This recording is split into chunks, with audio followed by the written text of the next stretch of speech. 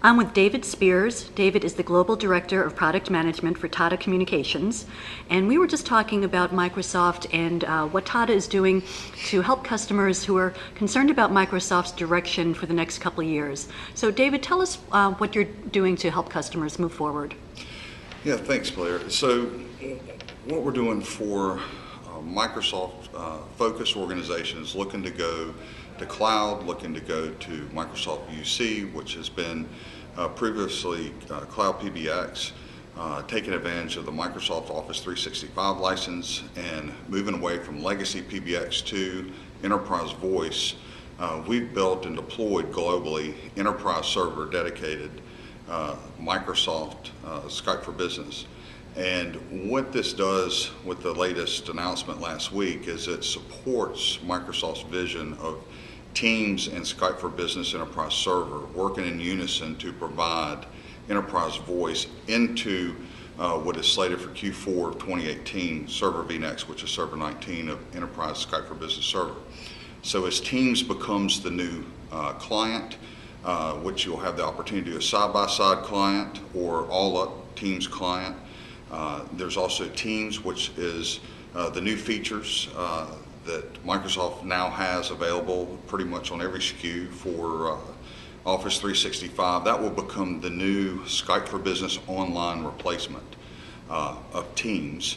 And then Teams will integrate into Enterprise Skype for Business Server for enterprise voice. So that'll be somewhat considered as the base layer for the full features and for voice, and to have that hybrid capability. And we're putting that in the cloud and have had that available for some time.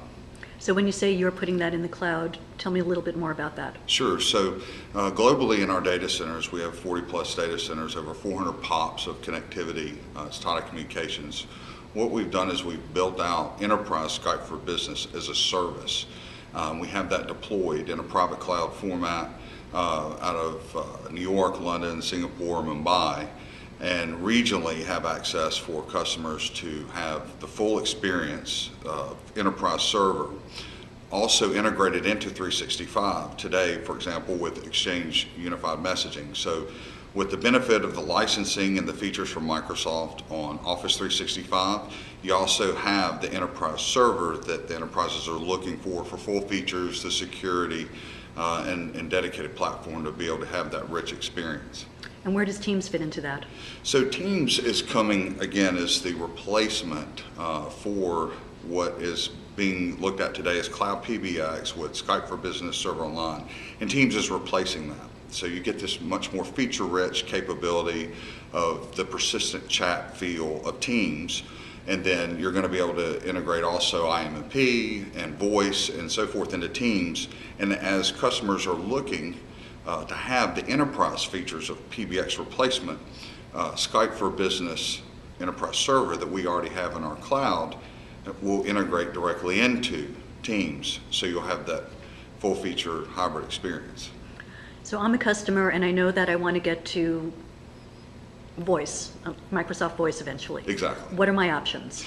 So really there's two things you can do today that we can support that roadmap, that vision of getting to all cloud Microsoft Voice. So if you're a Cloud PBX today, we have a product called Managed Enterprise Connector, and it's MEC for short. And that's built on Enterprise Server Skype for Business today. And what we can do is bring in PSTN in regions that aren't currently available. So we can bring that aspect to current customers on Cloud PBX and are looking to transform over to Teams in the short term. For customers that are looking to go enterprise voice and we're thinking of going Cloud PBX but are wanting to wait on Teams and that integration, what I would recommend is to go with Enterprise Server, which is in alignment with what Microsoft is looking to recommend to customers to be able to have the full enterprise voice capability.